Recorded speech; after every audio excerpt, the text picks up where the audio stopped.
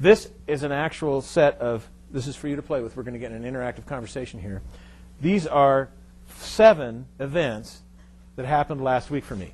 These are 7 real events that were in my inbox when I arrived at work. So pretend you're the CISO for the University of Washington or the Port of Seattle, and you arrive at your desk and you have these emails or messages rating that require response. As a CISO, you have to respond for the institution. You only got time to do 3 of these today. So my question to you is, looking at these, and I'll explain what they are real quick, which 3 are the most important, or what are the most important ones? And I'll tell you right now, there's no correct answer. There's just a lot of chance for discussion. I have my own opinion because I happen to know where I can get in the most trouble. A key application vendor is a contract review. I told you, risk management, I'm transferring risk all the time. Let's say it's a $8 million contract, and they're bringing in a new web application to help UW Medical Center on admissions. That's HIPAA compliant, it's shared data. Let's say it's going to be an APS, it's going to be outsourced. They're going to log in with an interface here at the University of Washington Medical Center, but it's going to go off to another data center all the way far away with all that admissions data, which is everything. It's your personal profile, it's everything. So what do you think I'm going to make sure that contract says? Lots of stuff. I'm going to transfer risk, beat them up, require that their stuff gets reviewed. I'm going to be the worst, meanest pit bull they've ever encountered. But it takes a lot of time, and it has to be done right, and I can't lose the relationship for the university. So that's item 1. I have a key application review. Second one, hundreds of incoming spam complaints. I get all the security at CAC, all the security University of Washington emails between help desk and security responders for both the medical center, Harborview, because I have my domain includes Harborview, and the University of Washington campus. We're getting lots of complaints back, say 300 complaints back from institutions saying, you're spamming us. We don't want it. Turn it off. Forensics report, new rootkit. 30 machines were compromised. I sent out forensics investigators. They snagged images, and they've plowed through the data. They have the final report on a new rootkit. Everybody know what a rootkit is? Tell me what a rootkit is. I have to drink some more. Oh, now you set me up. Yeah. Okay, rootkit. It's worthy topic. A rootkit essentially is a set of malware. I'll just use it for that phrase right now. But it goes all the way down into essentially the 0 layer of a operating system code. Okay? And it's so deep into the operating system that basically it's not detectable. Essentially, you could consider a driver the same concept. The driver goes so low into the operating system, it's there. Okay? Well, guess what? That's how people are downloading rootkits nowadays, by basically telling you, here's a new driver for your HP camera. Oh, cool. I'll download it. Does it have a, I forget what they call it now, it's a registration key or a label, and it says, no, this isn't registered with Microsoft, don't take it. And you go, I'll take it anyway. And it goes straight into your OS, and now, it's the worst form of malware. Now you're in trouble. And it can be used for a keystroke logger, it can be used for essentially setting up a botnet. So they're pretty nasty. And it's also an interesting signature for the adversary. Patch management process concerns. I have some 56,000 computers out of the 90,000 that I have some policy controls over on this campus. We need patch management on some of them, especially ones that harbor business administrative services. So there's a concern about our process and whether it's working okay. That's one of the things that came in. Some of the emails experience some interruptions. It's getting near the first of school. People are emailing around. They want their email to work. So that's another complaint that's come in. New credit card processing system for Husky Stadium. It requires my approval before they can sign the contract. It's Wednesday, and the game is Saturday. There's lots of revenue. CSO, where are you? You know, and the athletic department, you know, they want some, you know, that's big revenue. That's, you know, 75,000 people hang out down there during a football game. Electronic harassment of an employee. I got a report that a woman is being harassed through her email and other electronic encounters by somebody. Now, of those 7, as you think about them, why don't some of you start to venture a courageous guess as to what might be the most important things to do right off the bat? You say Husky Stadium? So you say revenue. You say we got one for revenue. Yeah, that's true, yeah. 650,000 of them. That's right. You're a pretty smart fellow. Yeah, this is kind of important. You know, there's no wrong answer here. That's interesting. Number 1 for me is not rootkit, but it's way near the top. Can any of you guess what my number 1 is for me? No. No. Harassment. Employee and safety is the number 1 issue for an institution. When you talk about it in dollar cents with risk, if an airplane crashes, Airline companies go to what their risk underwriters talk about. And I'll give you another uncomfortable fact. When the U.S. government settled with the victims of 9/11, the average payout was $2 million. So guess what risk underwriters think about when they come to liability protections for loss of life or threat to life? It's a $2 million issue per person. Plus, public safety is paramount for any institution. So no matter how trivial it turns out to be, I always make personal safety the #1 thing. I have to, because of liability. Reputation-wise, risk underwriting-wise, it happens to be the #1. Although these others are horrendous, including Husky Stadium. Okay, so this is my #1. Anybody want to say why the rootkit's important? That was a very interesting guess. Anybody want to talk about why rootkit's important? An unknown, because you haven't reviewed the report yet, number of devices that have been affected in some way, shape, or fashion, and you don't know the answer to how that's occurred until you review that information. You could work for me. You're absolutely right. IT crisis. Yeah, this is absolutely critical. This is absolutely critical. The rootkit's signature, if I've done good intelligence, this could be Roman Cauda.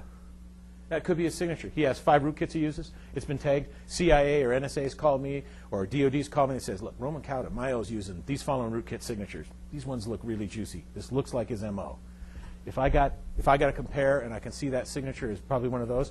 Also, it's quite easy to associate certain rootkits with spammers. It's quite easy to associate certain rootkits with data miners. If he's compromised 30 machines, don't forget Washington State law, Ernie talked about. If 30 machines are compromised on campus and it's a spammer, I go, whew. If it's a data miner, somebody looking to open up the data files and steal it, that means I have to check every one of those machines to see if there's any sensitive data on it, which takes hours and hours and hours. If there is sensitive data on it, I have to notify every person affected by that sensitive data. So knowing the rootkit implication is very important. I'm hungry for this report because I've known in the back of my mind we've taken 30 images and I want to know what the hell they're going to look like. So this is a very important report for me because it could mean, let's say one of these machines has 10,000, let's say 100,000 names, social security numbers, and credit card numbers of people on it. $3 to $5 per notification. So that'd be $300,000 to $500,000 incident for the university, not including liability and other complications with reputation. So I see this is actually a workload. What's your staff like that supports this? I have an office of one. You're supposed to do all this yourself. No, I'm a new position. The university has never, most higher education institutions do not have this level of position yet. The university is one of the first to step up to it, and I happen to be the first ever CISO for the University of Washington. I've been asked by the university administration to come up with a plan to implement. In the meantime, I have a host of collaborative organizations and WISE technicians that I have interdictive authority or collaborative authority with to react to problems. For instance, all university escalation procedures on the campus side, if they're a certain level, automatically notify me, and I can decide if I need to interdict with certain new procedures. And I have access to anybody I need in the event of a serious incident. In the meantime, I will be building an organization. Yeah, and just to give you a sense, I'm the first CISO the port's ever had. I have no staff, but what I've established was a security committee, and I use that term very loosely, but I've gone out throughout the IT organization and elsewhere in the port and said, hey, if you're interested in computer security, come here, let's talk. I'll educate you, but if I need help, can you help me? And it's actually worked out pretty well, because if I get swamped, I know who I can go out and ask for assistance. But frankly, it's not a technical issue. It's basically relationships, you know, who you can trust. Because sometimes you're going to find out things and you're going to say, you know, I really can't tell anybody about this. Kirk and I have had a very interesting conversation this week because there's an issue at the port that I cannot talk about at the port, except for maybe 2 people. I need to get it off my chest. I need to ask for advice. I need to figure out how to make this work. Well, he's the man. But it's because I trust him, and it's because of a relationship. He also doesn't know I put it on speakerphone in the lunchroom. Yeah, you'll read about it in the Daily tomorrow. Yeah, exactly. Yeah, it's in the Daily tomorrow. In regards to the credit card new processing system, fortunately they have an old one still in place that works. But yes, this is important. And the pressures, the political pressures that go with this job for who thinks what's important is an extraordinarily painful part of the job that you can learn to manage. And you're right, you touched on the politics of this one. This one came with enormous politics. Any other comments about these? What do you think might be, I mean, we know that this one's really important because of public safety. and we know that this is important because of intelligence that could be very impactful. What do you suppose is one of the next most important ones? What do you suppose caught my eye? Well, I'll ask another question. Which one do you think I could? Yes. No, patches? No. Email or spam. That's a good comment. I can tell you my reaction to spam is I don't care. I don't care. It's spam. 70% of the email out there is spam. It's the world the way it is.